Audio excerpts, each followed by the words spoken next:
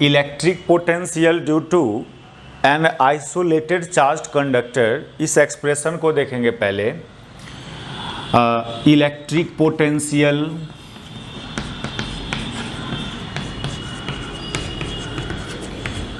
Due to an isolated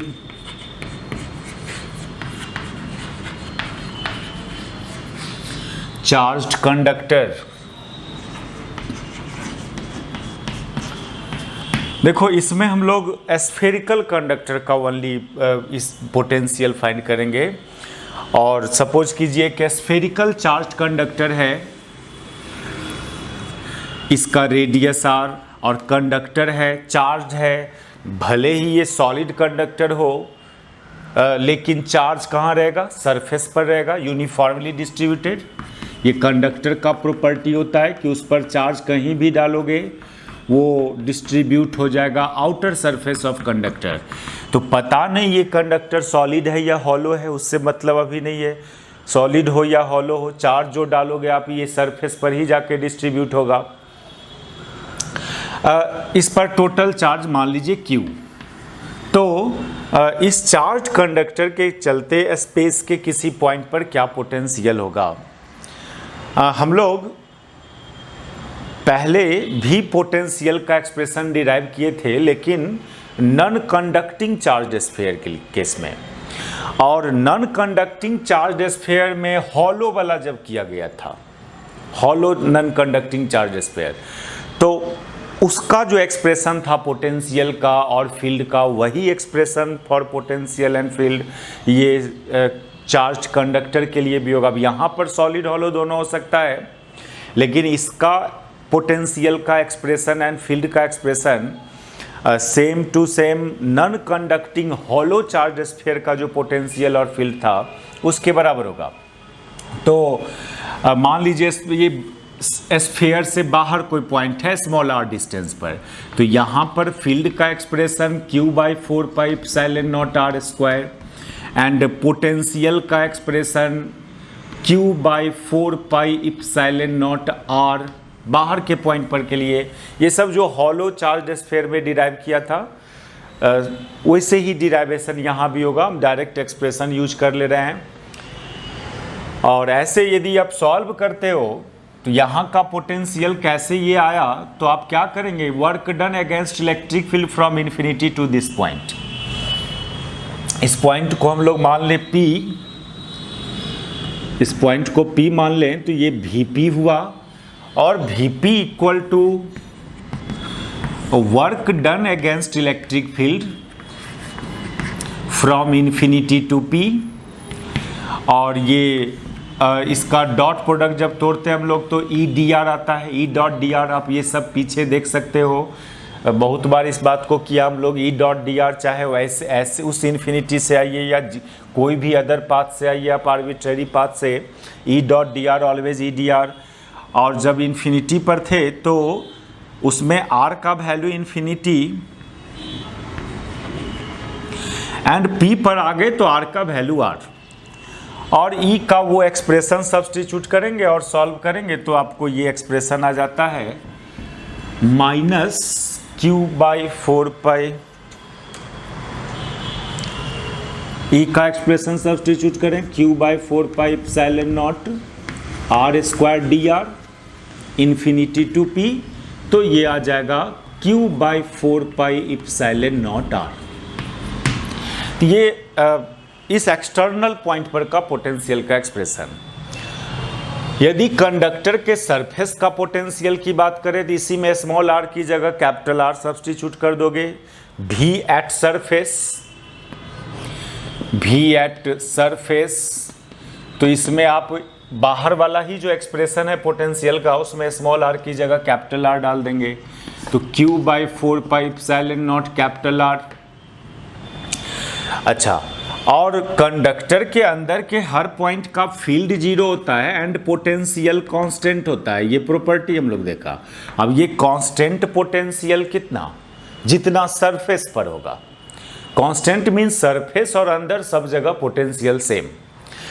तो surface पर है इतना, दैट इज अंदर के पॉइंट पर का भी पोटेंशियल इतना ही हो जाएगा।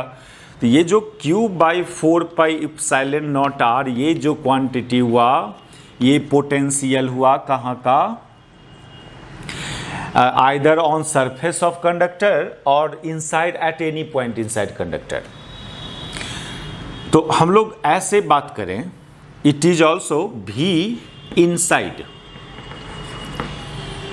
तो ये expression for potential due to spherical charge conductor, either चाहे ये कंडक्टर सॉलिड हो या हॉलो हो, इसमें सारा expression hollow non conducting charge sphere का जो फील्ड एंड पोटेंशियल का था वही इस चार्ज स्फेरिकल कंडक्टर का भी हो जाएगा। लेकिन ये कंडक्टर में सॉलिड हॉलो कुछ भी हो सकता है, सॉलिड हो या हॉलो हो, चार्ज तो इसके आउटर सरफेस पर ही डिस्ट्रीब्यूट होगा। देखो ये जो क्वांटिटी है Q/4πε0 कैपिटल R, इसको आप सरफेस का पोटेंशियल बोल रहे हो या potential at any point inside conductor बोल रहे हो। तो ये quantity Q/4πε0R is either potential at any point on surface or at any point on inside a sphere। तो अब इस क्वांटिटी को न सरफेस का पोटेंशियल बोलिए न अंदर के किसी पॉइंट का पोटेंशियल, इस क्वांटिटी को potential of spherical charge conductor बोल देंगे। इसको potential of spherical charge conductor. देखिए ऐसे पोटेंशियल कोई बॉडी का कोई सिस्टम का नहीं होता है। पोटेंशियल तो potential at a point due to a charge system होता है। पोटेंशियल पॉइंट का प्रॉपर्टी है, कोई बॉडी का प्रॉपर्टी नहीं है। उस बॉडी के चलते स्पेस के किसी पॉइंट का प्रॉपर्टी है। लेकिन यहाँ पर आप इस पोटेंशियल ऑफ कंडक्टर बोल दे रहे हैं, दैट इज बॉडी का पोटेंशियल बोल दे रहे हैं। बोलना चाहिए potential at this point due to this charge body, लेकिन चूंकि सब जगह का पोटेंशियल सेम है तो कोई पॉइंट का पोटेंशियल नहीं बोल के इस क्वांटिटी को इस बॉडी का ही पोटेंशियल रीड कर दिया जाता है। ठीक है, ये सब यूजुअल बात है। यूजुअली हम लोग इस क्वांटिटी को न सरफेस का पोटेंशियल रीड करेंगे न अंदर के किसी पॉइंट का पोटेंशियल रीड करेंगे। ये this quantity is called potential of this charge conductor. तो जब भी potential of spherical charge conductor बोले तो इतना यूज करना, और उसमें कोई पॉइंट की बात नहीं कर रहे हो तो भी ठीक है, यूजुअल बात है ये। ऐसे तो potential is defined at a point, लेकिन जब सब पॉइंट का सेम होगा तो पॉइंट का नाम नहीं लेके बॉडी का ही पोटेंशियल रीड कर दिया। ये हुआ आइसोलेटेड स्फेरिकल चार्ज कंडक्टर का पोटेंशियल। अब हम लोग दो spherical charge hollow spherical charge conductor लेते हैं, कंसेंट्रिकली अरेंज कर दें। एक क्वेश्चन टाइप से इसको आप देखिए, two hollow spherical charge conductor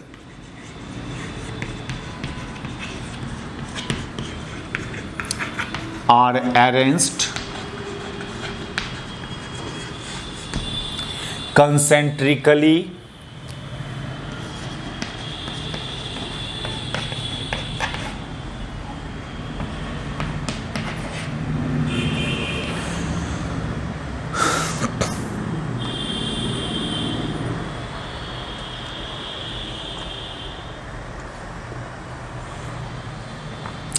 are arranged concentrically as shown in figure।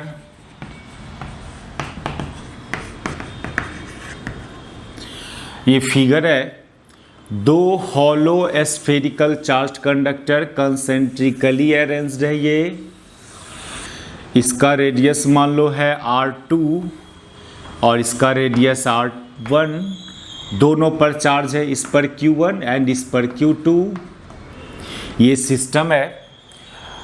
Then find first में find potential difference between the sphere and second में what happens when surface of these two conductor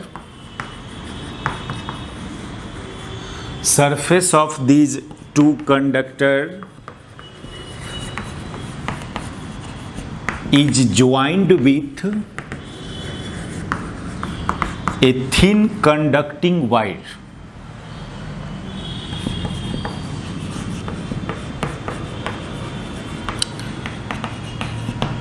देखिए ये system है, दो hollow spherical charge conductor concentrically arranged. इस दोनों के बीच का पोटेंशियल डिफरेंस फाइंड करना। देखिए दो मेथड है पोटेंशियल डिफरेंस। पहले आप फील्ड, हर पॉइंट का फील्ड फाइंड करें, और जब फील्ड फाइंड हो जाएगा तो फिर जो रिलेशंस है पोटेंशियल डिफरेंस के लिए dV equal to minus E dot d r, इस रिलेशंस को यूज करके और पोटेंशियल डिफरेंस निकाल सकते हो। एक तो ये मेथड है, लेकिन अभी हम लोग एक आइसोलेटेड स्फेरिकल चार्ज कंडक्टर का पोटेंशियल का एक्सप्रेशन देखा था, उसको भी डायरेक्ट यूज करके पोटेंशियल डिफरेंस फाइंड कर सकते हैं। पहले इसी मेथड से निकालते हैं हम लोग आइसोलेटेड स्फेरिकल कंडक्टर का पोटेंशियल का एक्सप्रेशन को यूज करके। तो इसमें थोड़ा एक ध्यान रखना इसका सॉल्यूशन के लिए। अभी एक जब आइसोलेटेड स्फेरिकल चार्ज कंडक्टर था, तो इस केस में बाहर के पॉइंट का potential V equal to q by 4 pi epsilon naught small r, ये हुआ expression for potential at a point outside the sphere. और पोटेंशियल स्फीयर के बाहर में यदि पोटेंशियल फाइंड कर रहे हो तो यहाँ पर डिस्टेंस यूज करना, स्फीयर के सेंटर से उस पॉइंट का डिस्टेंस यूज करना, यहाँ रेडियस यूज नहीं हो रहा है। लेकिन जब Q by 4 pi epsilon not into capital R, तो ये एक्सप्रेशन हुआ या तो सरफेस का पोटेंशियल या अंदर के किसी पॉइंट का पोटेंशियल। ये एक्सप्रेशन वैलिड है सरफेस के किसी पॉइंट का पोटेंशियल के लिए या अंदर का कोई पॉइंट का पोटेंशियल, चाहे सेंटर ही क्यों ना हो, सेंटर पर भी इतना ही पोटेंशियल होगा। और इस केस में डिस्टेंस यूज नहीं हो रहा है। यदि सरफेस पर निकाल रहे हैं पोटेंशियल या अंदर के किसी पॉइंट पर, तो उस समय स्फीयर का रेडियस यूज हो रहा है, और बाहर के पॉइंट पर फाइंड कर रहे हैं तो डिस्टेंस यूज हो रहा है। तो ये चीज़ का ख्याल रखना होगा आपको। अब देखो इस एक्सप्रेशन को यूज करके हम लोग पोटेंशियल डिफरेंस कैसे फाइंड करेंगे। दोनों स्फीयर का अपना अपना पहले पोटेंशियल फाइंड करें। पहले इनर स्फीयर का पोटेंशियल चले फाइंड करने के लिए V इनर। तो इनर स्फीयर का पोटेंशियल के लिए V इनर क्या करेंगे, इनर इनर स्फीयर के सरफेस पर एक पॉइंट लें। मान लो यहां पर एक पॉइंट लेते हैं हम लोग, P1 नाम दिया इसको। अब इस पॉइंट का नेट पोटेंशियल ही V इनर होगा। इस कंडक्टर का पोटेंशियल निकालना यानी इसके सरफेस के किसी पॉइंट का पोटेंशियल निकालना या इसके अंदर के किसी पॉइंट का पोटेंशियल निकालना। कोई एक आइसोलेटेड कंडक्टर का पोटेंशियल उसके सरफेस के पोटेंशियल या उसके अंदर का पोटेंशियल के बराबर होता है। सरफेस और अंदर सब जगह पोटेंशियल सेम, इसलिए हम लोग अंदर तो नहीं ले रहे हैं, एक पॉइंट सरफेस पर ले रहे हैं, और इस सरफेस के किसी पॉइंट का पोटेंशियल निकाल लें, वही हो जाएगा इस कंडक्टर का अपना पोटेंशियल। अब इस पॉइंट पर एक ये चार्ज स्फीयर खुद अपना चार्ज के चलते एक पोटेंशियल डेवलप कर रहा होगा। तो अपना चार्ज के चलते जो पोटेंशियल होगा उस पॉइंट P1 पर, वो हो जाएगा ये charge Q1 by 4 pi epsilon not into उसका अपना रेडियस। देखो यहां पर जब सरफेस पर निकाल रहा था पोटेंशियल, तो सरफेस पर जब निकाल रहे थे इस अपने ही चार्ज के चलते, तो क्या यह है रेडियस यूज हुआ है यहां पर सरफेस के लिए, r small r equal to capital R, that is V at surface. इसको आप ऐसे भी लिख सकते हो वी आउट, और इसको लिख सकते हो वी इनर और वी सरफेस। तो जब कोई चार्ज स्फीयर के चलते अपने ही सरफेस के किसी पॉइंट या अंदर के पॉइंट पर पोटेंशियल निकालना है तो रेडियस यूज होता है। तो किए यहाँ पर देखो, इसके चलते निकाला हम लोग, इसी चार्ज के चलते अपने ही सरफेस के पॉइंट पर, तो इसका रेडियस यूज किया। लेकिन एक पोटेंशियल यहाँ पर इस चार्ज के भी चलते होगा, इस Q2 के चलते एक टर्म और होगा यहाँ पर इस Q2, इस चार्ज, ये चार्ज स्फीयर भी इस पॉइंट पर पोटेंशियल क्रिएट करेगा। अब वो चार्ज, आउटर चार्ज स्फीयर इस पॉइंट पर कितना पोटेंशियल क्रिएट करेगा, तो देखना होगा कि ये पॉइंट इस आउटर के लिए अंदर में है कि बाहर में है। तो ये जो पॉइंट है P1, ये आउटर स्फीयर के लिए, आउटर पर चार्ज है Q2, अब P1 पॉइंट उसके अंदर लाई कर रहा है। Q2 के लिए ये P1 पॉइंट अंदर लाई कर रहा है, इसका रेडियस है R2। तो फिर क्या एक्सप्रेशन था, कोई चार्ज स्फीयर के चलते उसके अंदर के पॉइंट पर पोटेंशियल हो तो उस स्फीयर का रेडियस यूज होता है। तो इस चार्ज स्फीयर के चलते इसके अंदर पर पोटेंशियल निकालना है, तो यहाँ पर जो यूज करेंगे हम लोग, उसका रेडियस यूज करेंगे, R2 यूज करेंगे। तो सिंपली इसकी बात करें तो यहाँ पर जो पोटेंशियल होगा वो Q2/4πε0 R2 होगा। तो फाइनली एक पोटेंशियल यहाँ पर इस चार्ज का हुआ, जो ये टर्म हुआ, और एक पोटेंशियल यहाँ पर इस चार्ज का हुआ। इस चार्ज के चलते यहाँ का पोटेंशियल इतना होगा। ये पॉइंट इसके अंदर में है, और अंदर में जब लाई करता हो कोई पॉइंट, किसी स्फीयर के अंदर में लाई करता हो, तो उस केस में पोटेंशियल में उस स्फीयर का अपना रेडियस यूज होना है।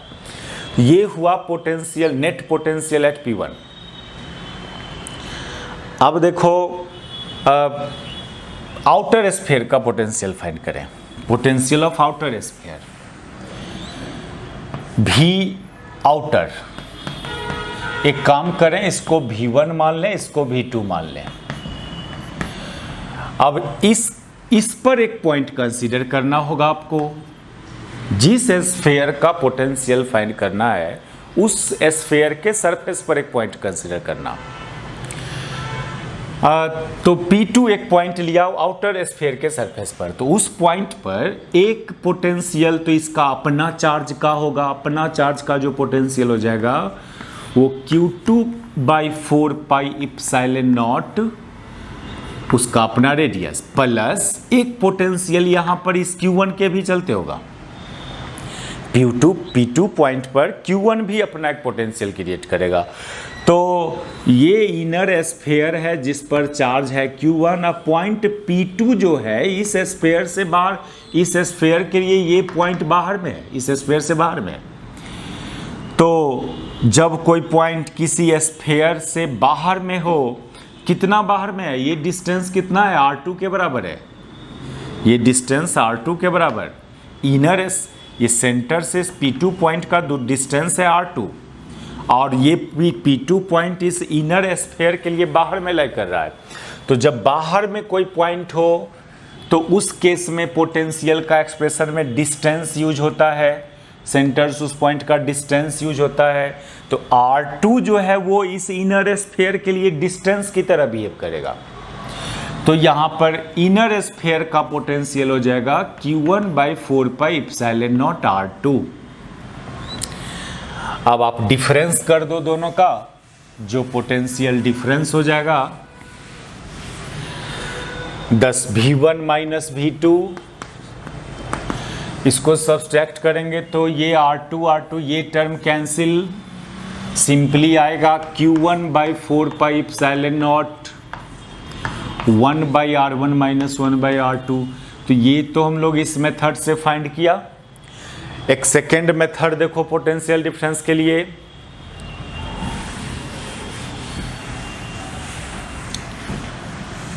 इसके लिए पहले सेकेंड मेथड में डिफरेंट पॉइंट का फील्ड का एक्सप्रेशन फाइंड किया जाएगा। सेकेंड मेथड इस मेथड में क्या करना होगा आपको, first find expression for field at different point.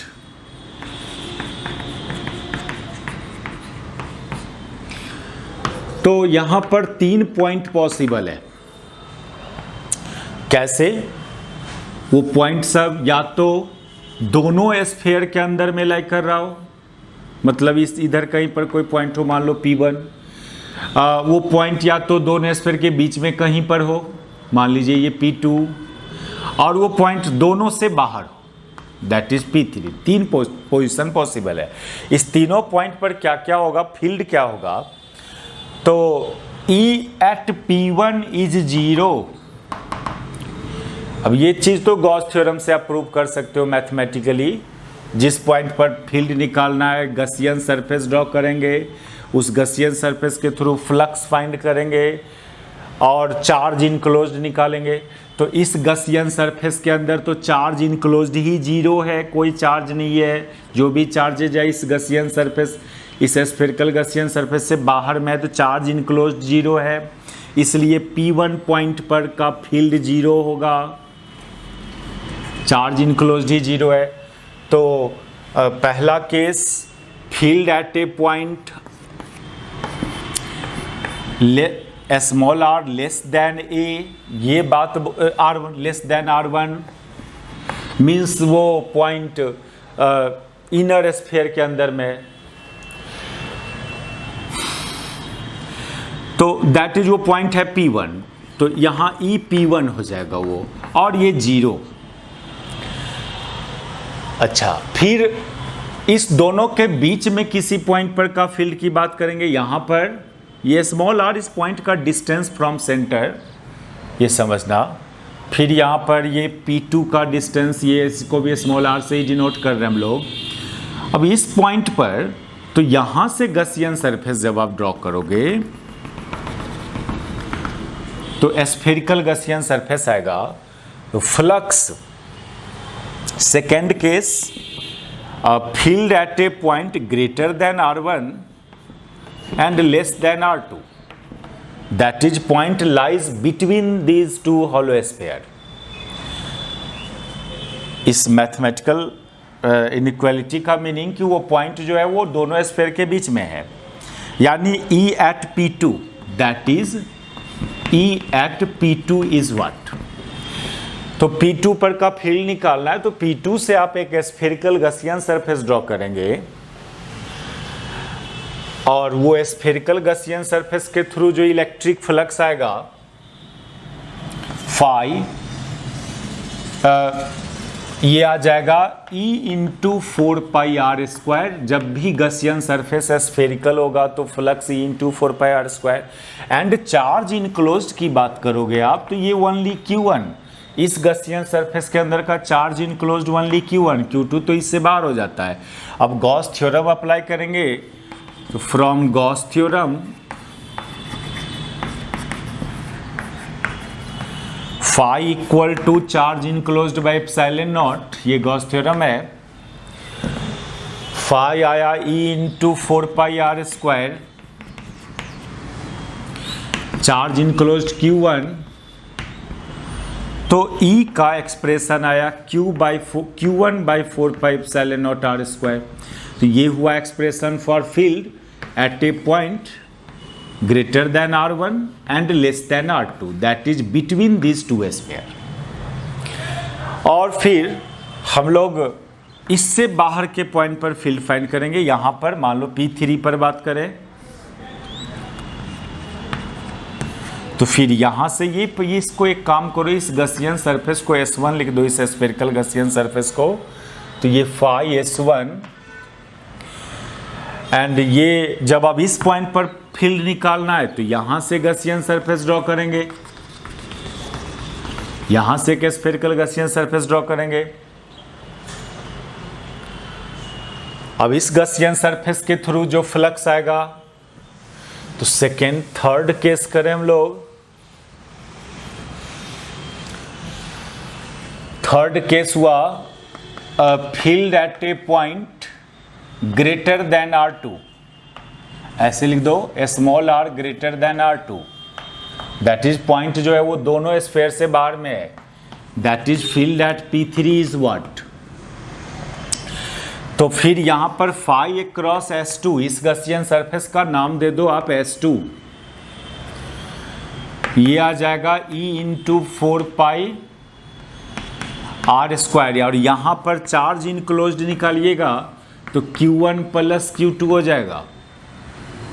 इसके अंदर ये Q1 भी इनक्लोज्ड है, Q2 भी इनक्लोज्ड है, and hence from Gauss theorem E का वैल्यू फाइंड करोगे आप तो ये आ जाएगा आपको Q1 plus Q2 by 4 pi epsilon not R²। तो ये E एट P3 एक्चुअली, तो ये हुआ field at different point in this two charge conducting system. तो अब देखिए आप, ये दो स्फेरिकल चार्ज कंडक्टर था, ओनली जो इलेक्ट्रिक फील्ड इस रीजन में फील्ड 0 आया, ओनली इस रीजन में फील्ड आया है आपको, इस रीजन में फील्ड आया, वो भी फील्ड यदि पॉजिटिव चार्ज है, Q1 पॉजिटिव चार्ज है, इस पर Q2 था, तो वो फील्ड का डायरेक्शन आएगा इधर, और वो फील्ड आया Q1 by 4 pi epsilon not R1, sorry R, ये फील्ड का एक्सप्रेशन हुआ। तो अब पोटेंशियल डिफरेंस फाइंड करेंगे इस दोनों के बीच का। तो पोटेंशियल डिफरेंस का क्या एक्सप्रेशन कैसे निकालते हैं हम लोग, एक यूनिट पॉजिटिव चार्ज को +1 कूलम चार्ज को यदि V1 माइनस V2 निकालना है तो एक +1 कूलम चार्ज को इस सेकेंड स्फीयर से, ये जो +1 कूलम चार्ज है इसको लाना पड़ेगा यहाँ पर, और वर्क डन करना होगा अगेंस्ट इलेक्ट्रिक फील्ड। यदि V1 माइनस V2 है, V2 माइनस V1 निकालना होता है तो इस +1 कूलम चार्ज को इस स्फीयर से उस स्फीयर पर ले जाते हैं।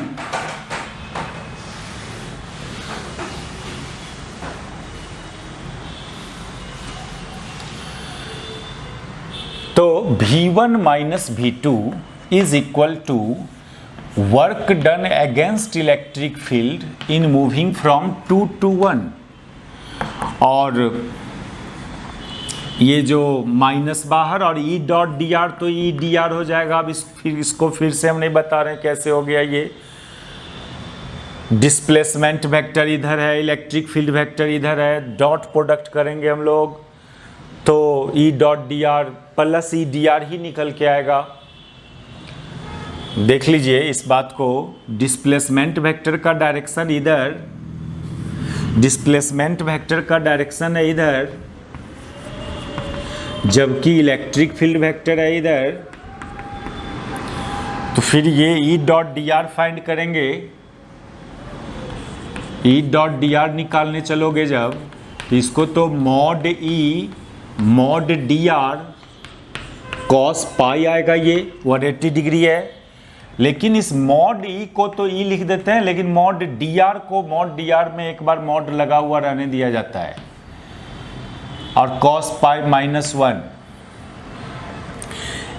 यानी ये हो जाता है आपको -E इंटू मॉड dr। लेकिन क्या है ना कि ऐसे आप आएंगे तो ये R डिक्रीज करेगा, आप इस स्फीयर से इस स्फीयर की तरफ आओगे तो R डिक्रीज करेगा, क्योंकि R मेजर किया जा रहा है यहाँ से मेजर कर रहे हैं, और आप ऐसे आएंगे तो R डिक्रीज करेगा। तो R डिक्रीजेज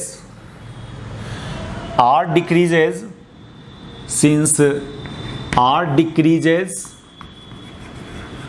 इसलिए मॉड dr को -dr लिख दिया जाएगा, और जब मॉड dr -dr हुआ तो इसलिए आपका ये जो E डॉट dr का फाइनल जो साइन आएगा वो E dr आ जाएगा। ये -1 था और ये -dr निकल के आएगा, +E dr हो जाएगा।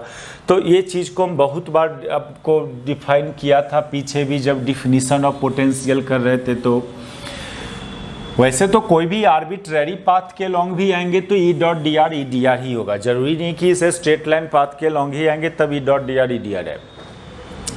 तो अब देखो स्फीयर 2 to 1 आ रहे हैं +1 कूलम चार्ज को लेकर के, तो 2 जब +1 कूलम स्फीयर 2 पर था तो उस समय स्मॉल आर का वैल्यू R2 था, और जब +1 कूलम चार्ज स्फीयर 1 पर आ जाएगा तो स्मॉल आर का वैल्यू R1 हो जाएगा।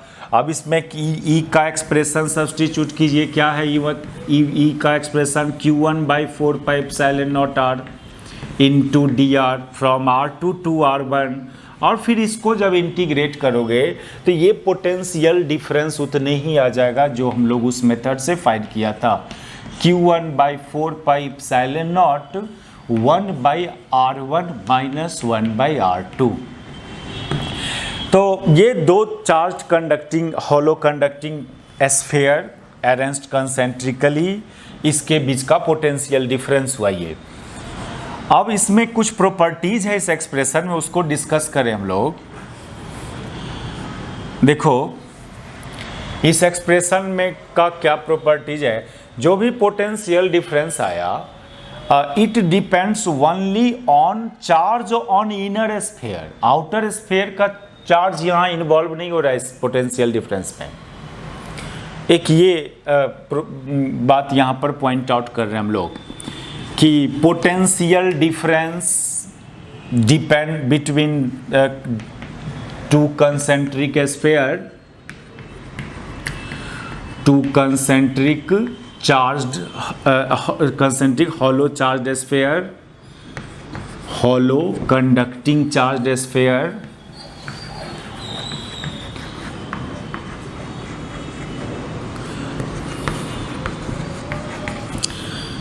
depends only on charged on inner sphere,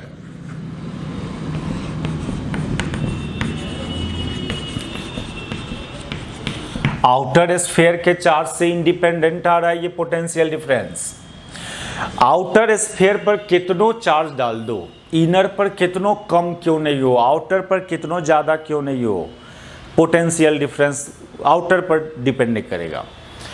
दूसरी बात कि कौन कंडक्टर हाई पोटेंशियल पर होगा, कौन लो कंडक्टर पर, ये डिपेंड करेगा इस चार्ज के साइन पर, Q1 के साइन पर। यदि Q1 पॉजिटिव होगा तो ये टर्म तो ग्रेटर है इस टर्म से, R1 कम है R2 से, दैट इज ये टर्म ग्रेटर इससे, ये तो ऑलरेडी पॉजिटिव है ये टर्म। सेकेंड इसमें जो प्रॉपर्टी दिख रहा है इस एक्सप्रेशन में वो ये कि ये this term is already positive, already positive. तो इसका क्या साइन होगा वो डिपेंड करेगा Q1 के साइन पर। The sign of V1 minus V2 depends on Q1, depends on the sign of Q1, sign of Q1। यदि Q1 पॉजिटिव रहा तो V1 माइनस V2 भी पॉजिटिव आएगा। If Q1 will be positive तो V1 minus V2 positive, that is V1 greater than V2, that is inner sphere will be at high potential than outer sphere. और if Q1 is negative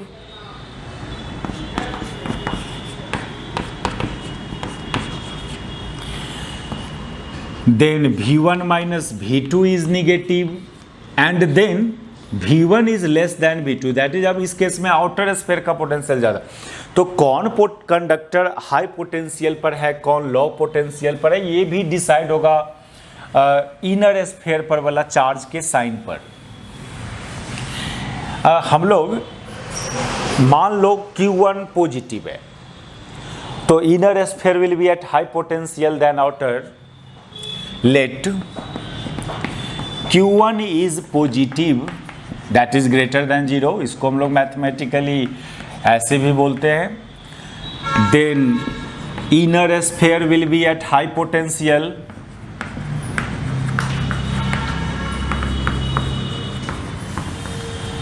will be at high potential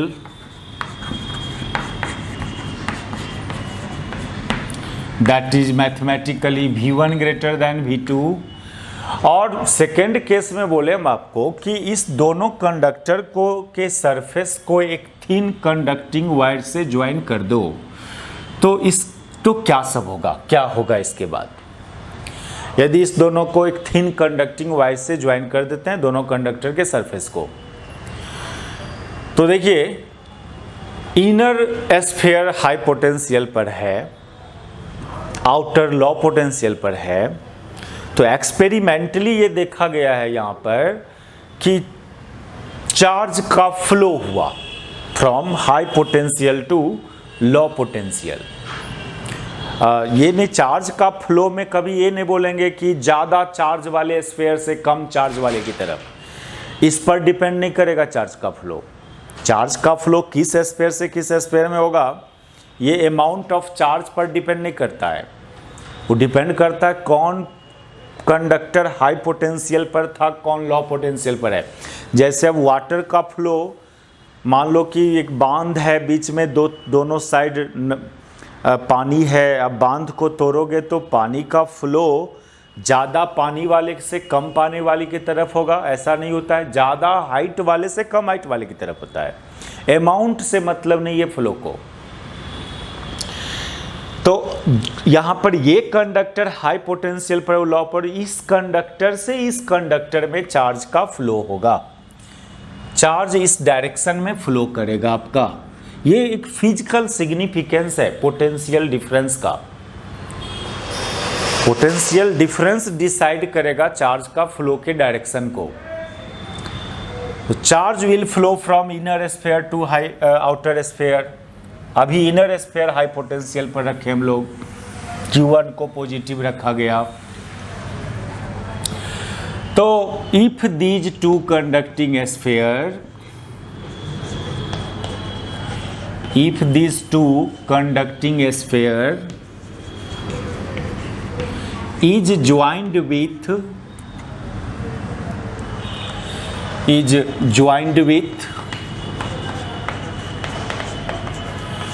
a thin conducting wire,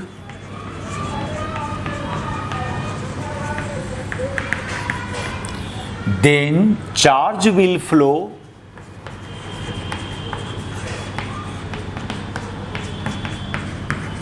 from high potential conductor, that is inner conductor,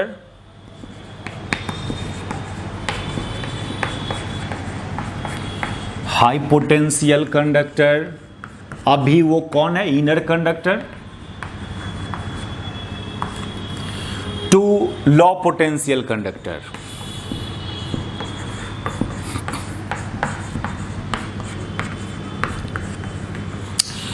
अभी low potential conductor कौन है, outer conductor. जरूरी नहीं कि inner to outer, वो depend करेगा कौन हाई पर है कौन लो पर है। और कौन हाई पर कौन लो पर, वो डिपेंड करेगा इनर वाला चार्ज के साइन पर। यदि इनर वाला निगेटिव होता तो आउटर स्फीयर हाई पोटेंशियल पर होता, और तब ज्वाइन करते तो आउटर टू इनर आता चार्ज। जो हम लोग एज्यूम किए हैं कि ये पॉजिटिव है Q1 तो इनर हाई पोटेंशियल पर, तो अभी तो जो एजम्पशन है आपका उसके अकॉर्डिंग इनर टू आउटर जाएगा चार्ज। और ये सब कब तक होगा, कब तक ये चार्ज इनर टू आउटर जाएगा, जब तक दोनों कंडक्टर का पोटेंशियल सेम नहीं हो जाए। चार्ज सेम नहीं बोलना है, यहां दो मिसकंसेप्शन। कभी दो चार्ज कंडक्टर को ज्वाइन करते हो तो चार्ज का फ्लो होगा, चार्ज का फ्लो का डायरेक्शन, अमाउंट ऑफ चार्ज किस पर ज़्यादा है कम है इसको नहीं देखना है, पोटेंशियल को देखना है कि किसका पोटेंशियल ज़्यादा और कम है। और ज़्यादा वाला से कम वाले की तरफ, ज़्यादा पोटेंशियल वाले से कम पोटेंशियल वाले की तरफ जाएगा। उसके बाद कब तक फ्लो करेगा ये चार्ज, उसमें ये नहीं बोलना है कि जब तक दोनों पर चार्ज सेम नहीं हो जाए, ये गलत कंसेप्ट होगा। बोलेंगे जब तक दोनों का पोटेंशियल सेम नहीं हो जाए। बहुत सारे ऐसा एग्जाम्पल्स है। अब हीट का ही फ्लो देखते हो, high temperature to low temperature होता है, और कब तक फ्लो करता है, जब तक कि दोनों का टेम्परेचर सेम नहीं हो जाए। वाटर लिक्विड का flow from high level to low level होता है। कब तक होता है? जब तक दोनों का लेवल सेम नहीं हो जाए, न कि अमाउंट ऑफ लिक्विड सेम हो जाए। तो वही कंसेप्ट पोटेंशियल चार्ज का फ्लो में भी, and until potential of both sphere become same.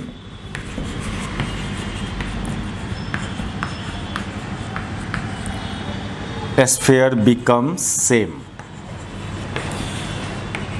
उसके बाद चार्ज का फ्लो स्टॉप हो जाएगा, और जब तक चार्ज फ्लो किया तब तक इस थिन कंडक्टिंग वायर में करंट एग्जिस्ट किया। चार्ज का फ्लो करंट डिफाइन करता है। पोटेंशियल जब सेम हो जाएगा दोनों कंडक्टर का तो चार्ज का फ्लो स्टॉप हो जाएगा। तो मान लो let when V1 equal to V2 equal to V, तो V1 माइनस V2 जीरो हो जाएगा, V1 minus V2 zero, and that is Q1 by 4 pi epsilon naught 1 by R1 minus 1 by R2 zero. ये तो होना ही होना है। Charge flow तब ये तक करता है जब तक पोटेंशियल सेम नहीं होता हो, और ऐसा होगा जब जब जब ये इक्वल हो जाएगा पोटेंशियल, दैट इज ये term zero, V1 minus V2 zero means Q1 zero. क्या हुआ? Q1 जीरो मीन्स ये टोटल का टोटल चार्ज आउटर स्फीयर पर चला गया, इनर पर चार्ज जीरो हो गया। तो इस केस में the whole of the charge on inner sphere, whole of the charge on inner sphere goes to the outer surface of outer sphere.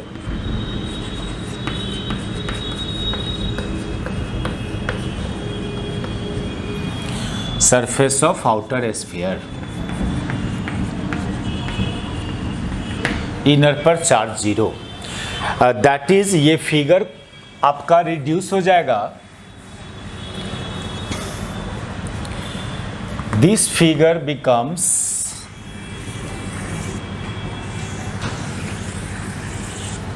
इसको ज्वाइन किया था, इस पर आ जाएगा सब चार्ज, इस पर चार्ज हो जाएगा अब Q1 प्लस Q2, इसका चार्ज जीरो, दोनों का एक कॉमन पोटेंशियल भी, एक कॉमन पोटेंशियल भी, या वो कॉमन पोटेंशियल कितना होगा वो पहले फाइंड करें हम लोग। वो कॉमन पोटेंशियल क्या होगा?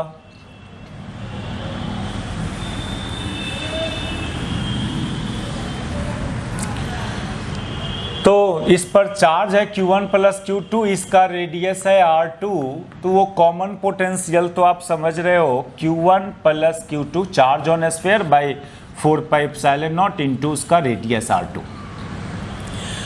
एक और इंपॉर्टेंट बात यहाँ पर, अब ये दो डिफरेंट स्फेरिकल कंडक्टर अब दो कंडक्टर नहीं रहा, ये अब एक सिंगल कंडक्टर की तरह बिहेव करेगा। इसका टोटल पोटेंशियल 2 भी मत बोलना, क्योंकि ये दो पोटेंशियल, हर पॉइंट का पोटेंशियल सेम हुआ, ये मीनिंग समझना है। ऐसा नहीं कि इसका भी ज्वाइन किया तो एक सिंगल कंडक्टर हो गया, उसका पोटेंशियल 2 भी बोल देंगे। तो now these two conductor behaves as, these two conductor behaves as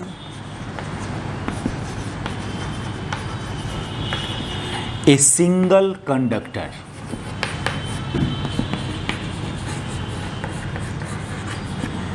At each point of which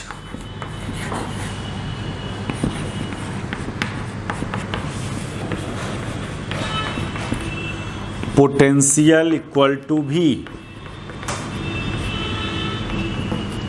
V2 भी नहीं बोल देना, ऐड नहीं कर देंगे पोटेंशियल को।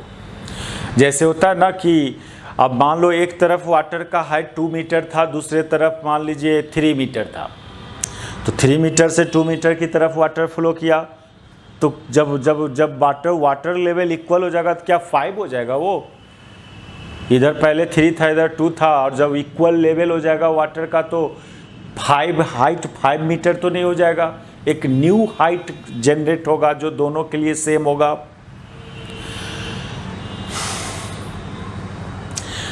ये सब कंसेप्ट था। अभी कंसेंट्रिक रखा था हम लोग इसको।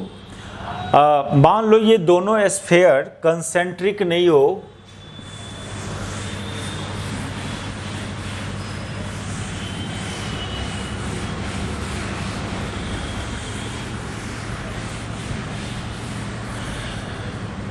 सपोज कीजिए ये केस यदि होता, ये एक spherical charge conductor having charge Q1 radius R1 and एक स्फेरिकल कंडक्टर ये चार्ज Q2 रेडियस R2। अब यहाँ पर दो बात, इसके बीच का सेपरेशन, सेंटर के बीच का सेपरेशन मान लो है स्मॉल d। अब यहाँ पर दो केस क्रिएट होता है, क्या ये दोनों स्फीयर एक दूसरे के फील्ड में लाई कर रहा है कि दोनों एक दूसरे के फील्ड से आइसोलेटेड है।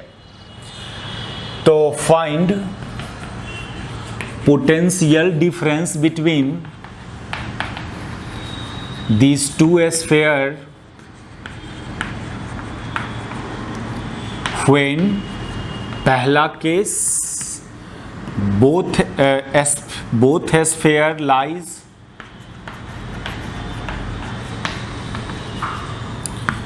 in the field of each other,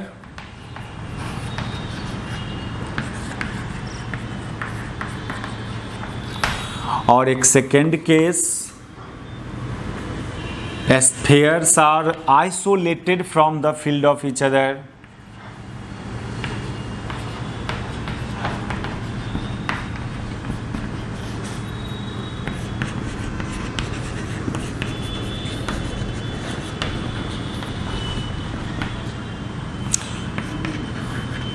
that is दोनों के सेंटर के बीच का सेपरेशन बहुत लार्ज है, दोनों एक दूसरे के फील्ड से बाहर है।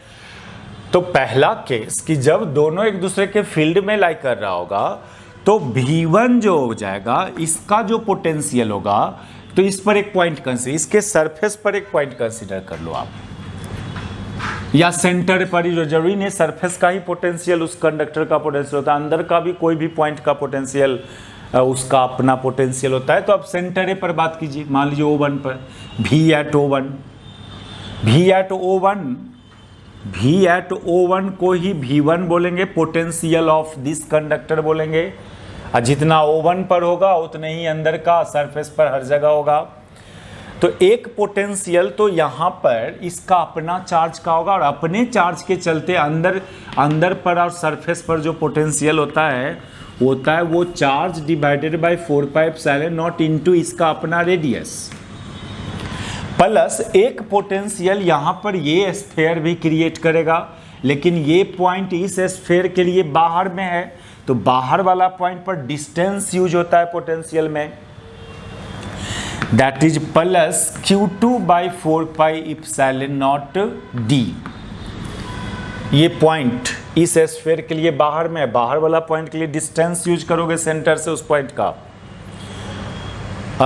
ये हुआ। और एक उसका पोटेंशियल निकालने चलोगे V एट O2,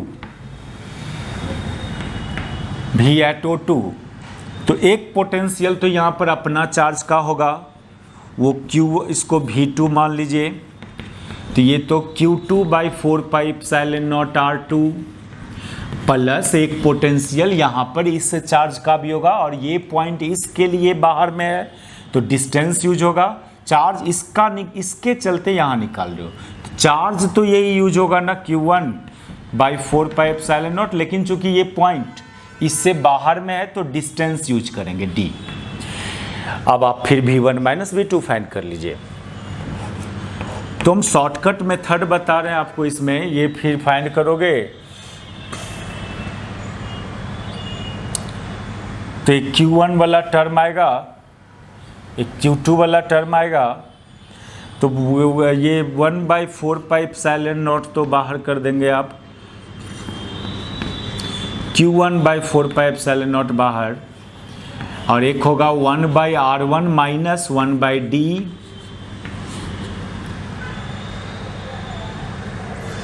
प्लस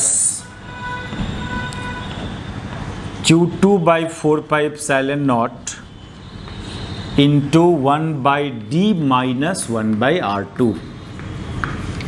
ये हो जाएगा पोटेंशियल डिफरेंस। आप उस मेथड से भी कर सकते हो फील्ड का एक्सप्रेशन यूज करके। अब इसका निकालना है पोटेंशियल, तो यहाँ का फील्ड देखिए और उस फील्ड को इंटीग्रेट करेंगे। ये बेस्ट मेथड है, वो सुटेबल मेथड है शॉर्टली।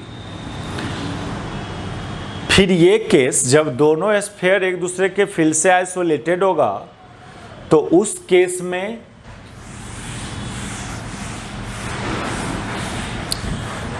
ये था केस नंबर ए। और जब दोनों एक दूसरे के फील्ड से आइसोलेटेड होगा तो उस केस में V1 जो हो जाएगा सिंपली V@O1 q1/4π। इसमें इस स्फीयर का कोई कंट्रीब्यूशन, ये चार्ज स्फीयर वहाँ पर पोटेंशियल प्रोड्यूस नहीं करेगा, ये इन्फिनिटी पर है, आइसोलेटेड है, फील्ड में नहीं है। इसका कोई फील्ड यहाँ पर नहीं है, इस चार्ज के चलते यहाँ पर कोई पोटेंशियल नहीं होगा। सिमिलरली इसका कोई फील्ड यहाँ पर नहीं है तो इसका पोटेंशियल अपने ही चार्ज के चलते होगा, इस चार्ज का पोटेंशियल नहीं होगा। And V2 V@O2 simply q2/4πε0 r2।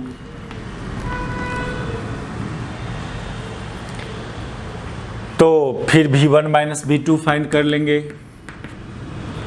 यहाँ तो 1/4πε0 1/r1 1/r, ये गलती किया यहाँ पर r1 यहाँ पर r2, ठीक है।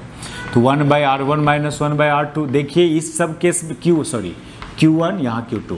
इस केस में क्या हो रहा है, जो पोटेंशियल डिफरेंस है दोनों स्फीयर के चार्ज पर डिपेंड कर रहा है। और जब कंसेंट्रिक था तब फिर ओनली इनर स्फीयर पर डिपेंड कर रहा था।